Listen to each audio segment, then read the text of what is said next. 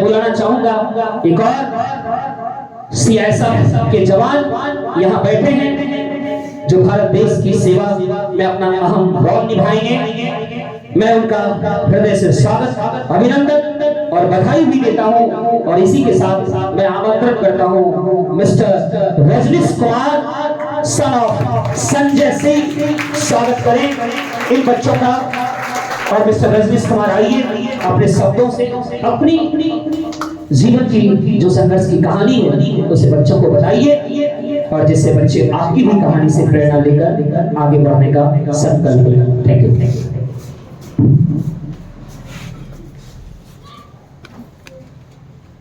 आप सभी को गुड मॉर्निंग। आज जो मैं इस मुकाम पर पहुंचा हूं इसके लिए सर को बहुत बहुत धन्यवाद।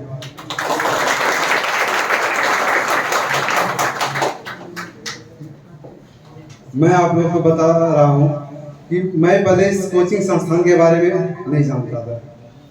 मैं दूसरे कोचिंग में जा रहा था यही भागलपुर में। तो पहले हम एक लॉज में रहते थे परबत्ती में, तो वहाँ पे सब बच्चा जाता था, शनिवार को प्राइज लेके आता था। तो हम देखते थे बार बार ये लोग जो है प्राइज लेके कहाँ से आता है, शील्ड भी रहता था बड़ा बड़ा। तो हम पूछते थे कि कहाँ से लाते हैं, तो बोले कि नहीं हम लोग जाते हैं समर्पण कोचिंग, तो वहीं पे जो है शनिवार को प्राइज मिलता है। हम बोले वहाँ लड़का कम आता है क्या, सबको प्राइज मिल जाता? बोला नहीं, लड़का तो बहुत आता है। तो बोले तो आप लोग को प्राइज कैसे मिल जाता है? बोले एक राजेश कुमार था, उनका नेवी में हो गया सिलेक्शन, और एक हमारे गोपाल भैया उनका भी स्टेशन मास्टर में हो गया। ये हर सैटरडे को इन लोगों के पास प्राइज रहता था। तो फिर मेरे मन में हुआ कि लगता है वो बच्चा कम आता होगा, तो हम फिर देखने जाएंगे पहले। बोले कि हम वहाँ जा सकते हैं टेस्ट में? बोले कि नहीं, वहाँ बाहरी को अलाउ नहीं है। तो हम एक दिन छिप के गए वहाँ टेस्ट देने। तो छिप के गए हम टेस्ट देने, तो उस बार तो मेरा नाम भी नहीं आया और प्राइज भी नहीं मिल पाया मुझे। तो फिर और अदर क्या होता था कि हम दूसरे कोचिंग में जाते थे, वहाँ से आते थे, खाना पीना खाते थे, और मतलब पढ़ाई से उतना मतलब नहीं था। और तो यही गोपाल भी हमको बोले कि वहाँ तुम जाएगा ना, तुमको टास्क मिलेगा, तुमको बार बार बोला जाएगा पढ़ने के लिए, तो तुम अपने पढ़ेगा। हमने अपने कैसे पढ़ता है? तो बोला कि तुम वहाँ मैंने जाके देखो, सर बहुत समझाते हैं, तुम जो है वहाँ जाएगा तुमको खुद शर्म लगेगा, तुम अपने पढ़ेगा। और बार बार यही बात हमको बोलते थे। तो फिर हम आए, बोले वहाँ का फीस कितना है? तो बोले 5000 रुपया। हम नहीं जाएंगे। बोले कि अच्छा हम सर से बात कर देंगे, तुम जो थोड़ा थोड़ा करके पैसा देना। तो हम और गोपाल भैया पहला दिन आए थे सर के पास मिलने के लिए। तो सर बोले सर कोऑपरेट कुछ कीजिएगा। गोपाल भैया सर को बोले, तो फिर हम कोचिंग स्टार्ट किया ना। और यहाँ पे आने के बाद सच में ऐसा हुआ कि हम अगर पहले दिन भर में 1 घंटा पढ़ते ही नहीं थे, और यहाँ आने के बाद वो 1 से 4, 4 से 5 कब हो गया हमको पता नहीं चला।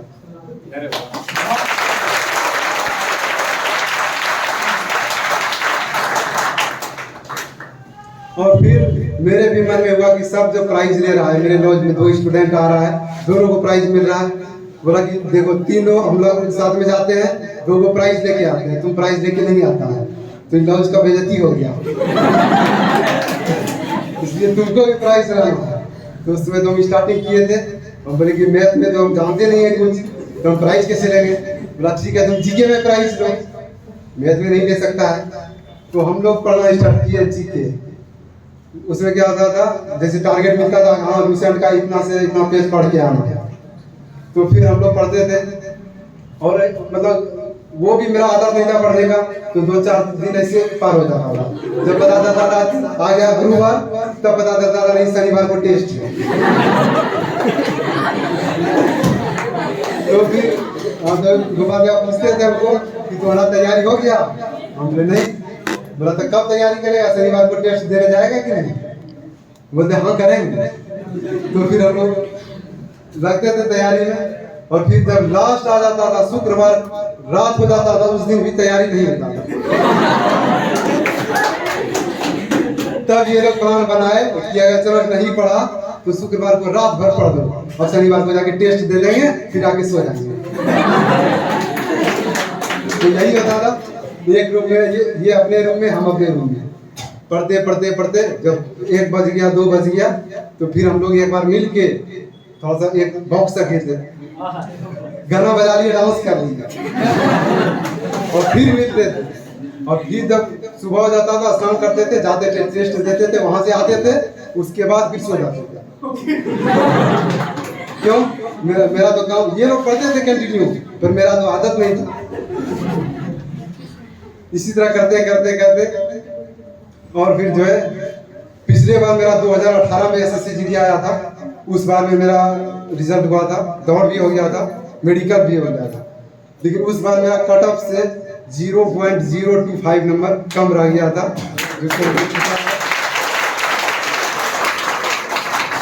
इस बार हमको सीआरपीएफ मिलने वाला था, लेकिन इस बार हमको सीआईएसएफ मिला है।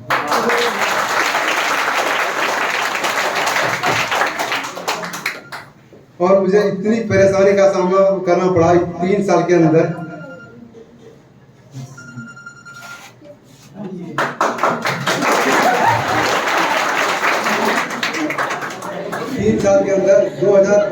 उस टाइम तो जब 2018 में मेरा रिजल्ट हुआ तो कुछ दिन बाद हम जब दौड़ निकल गया तो हमको कॉन्फिडेंस हो गया कि मेरा हो जाएगा इस बार, तो हम भागलपुर में रूम खाली कर दिए।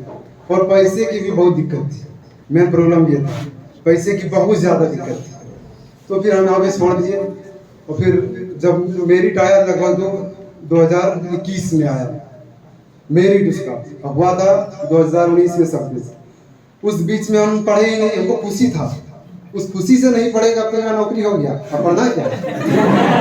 और वैसे भी हमको मन नहीं लगता था पढ़ने में। उसके बाद जब फिर से जब 2021 में आया फाइनल मेरिट, जब मेरा नहीं हुआ तो उस टाइम हम भागलपुर में ही थे, बहुत रोए। तो उसके बाद हम फैसला कर लिए अब हम पढ़ेंगे नहीं, अब हम जाएंगे बाहर कमाने के लिए, क्योंकि पैसे की बहुत दिक्कत थी। तो फिर गोपाल भी हमको समझाए कि एक चांस तो चला गया, एक बार और तुम ट्राई करके देख लो, इस बार अगर नहीं होगा तो तुम जो है चला जाना कमाने, इस बार जो है लास्ट बार ट्राई करके देख लो। तो फिर से हम सर के पास हम आते तो हम सोचे फिर से 5000 रुपया लगेगा। तो फिर गोपाल भैया बोले नहीं, हम फिर से तुम्हारे लिए बात करेंगे सर से। तो फिर हम गोपाल भैया दोनों आए सर से मिलने के लिए, बोले सर मेरा जो सीआरपीएफ एसएससी जीडी में इस बार नहीं हो पाया, 0.025 से कम हो गया और हम सब फिर से कोचिंग आना चाहते हैं। तो सर बोले ठीक है आइए, कोई बात नहीं है, जो बैच का टाइम भी बता दिए कि इस बैच में आइए। तो फिर से हम स्टार्ट किए पढ़ना, और इस बार थोड़ा कॉन्शियस होकर स्टार्ट किया कि नहीं दोबारा में एक भी रुपया नहीं लगा। और फिर से हम जो है सैटरडे टेस्ट स्टार्ट किए और फिर आना स्टार्ट किए, धीरे धीरे धीरे आज जो है सफलता के जो पाए हैं।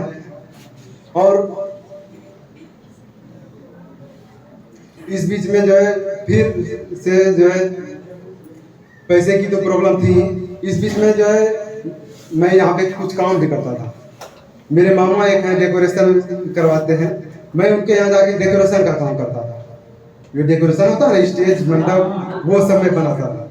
वो जाता था, वो एक दिन में हमको 400 रुपया देते थे। एक दिन का जो 400 रुपया हो गया, महीना में 4-5 दिन काम कर लिए, 2,000-3,000 हो गया। फिर आराम से जो है रूम रेंट खाना पीना का कोई दिक्कत नहीं, वो काम भी करता था, पढ़ता भी था, कोचिंग भी आता था। और वहाँ साहेबगंज ब्रांच में टेस्ट देने जाते थे और वहाँ पे प्राइज भी लेके आते थे।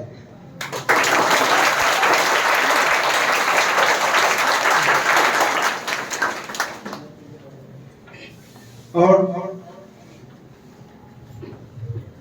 सबसे बड़ा अगर मेरे जीवन में योगदान रहा तो सर के मोटिवेशन का। सर तो यहाँ के बोलते हैं, टेस्ट वहाँ पे होता था, उसके बाद जो सर बोलते थे सबके बारे में, तो वो सुन के और वो जो है वो सुन के मेरे मन में होता था नहीं, आज जो जाएंगे रूम, आज से अभी से इतना पढ़ेंगे कि जो कल हम अगले टेस्ट में कम से कम पास आ रहे आना चाहिए। जाते थे कम पाला कम से कम पहला रैंक आना ही चाहिए।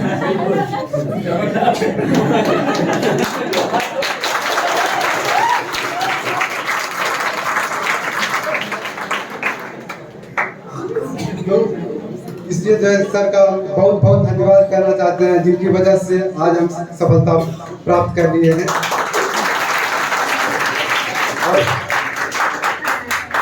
और आप लोग भी जो है अपनी एक जिद बना के और जो अड़े रहिए, एक ना एक दिन जरूर सफलता मिलेगी। और उसके बाद इतनी खुशी होगी कि इसका कोई वर्णन नहीं है। सबसे ज्यादा अगर हमको परेशानी बात हो, मेरा वेट घटाने में सर। मेरा ओवर वेट था 10 kg। जब मेरा फिजिकल हुआ तो मेरा ओवर वेट 10 kg था सर। इतना परेशानी हुआ वेट घटाने में। 1 मंथ के अंदर हम अपना 10 kg वेट लॉस किए, 1 मंथ के अंदर। एक जुनून होता है, एक जुनून हम बताना चाहते हैं, एक पागलपन होना चाहिए अपने। अच्छा एक चीज है, 10 को प्राप्त करने के लिए बच्चे लोग को बस हंसाना चाह रहे हैं। ये जो वेट जो था 10 किलो जी, उसमें तो ऐसा नहीं सोचे थे कि कल पिच में तो आज ही जाएंगे घटा। नहीं सर, वो सोचे थे, पर ये गोपाल के पास बोल देते सोचे थे कि अरे वेट तो 10 दिन में घटा लेंगे। हम सोचे थे कि वेट तो 10, लेकिन गोपाल का बोलते थे तुम्हारा फिर जो है गड़बड़ हो जाएगा। तो बोले हैं तुम अभी से कंसस हो जाओ। तो ये जिद आ गया मेरे अंदर, पागलपन आ गया। भूखे रह जाते थे, कुछ मतलब जिद था कि नहीं हमको वेट घटाना है, हमको नौकरी लेना। और आगे आप लोगों को यही कहना चाहते हैं कि जो है आप लोग अपनी मेहनत बरकरार रखिए और एक जिद बनाइए कि नहीं हमको ये करना है, और उस पर अड़े रहिए। और लास्ट में यह कहना चाहता हूँ, रख हौसला वो मंजर भी आएगा, प्यासे के पास चलकर समंदर भी आएगा। तो सब रख ए मंजिल के मुसाफिर, तुझे मंजिल भी मिलेगी और मिलने का मजा भी आएगा।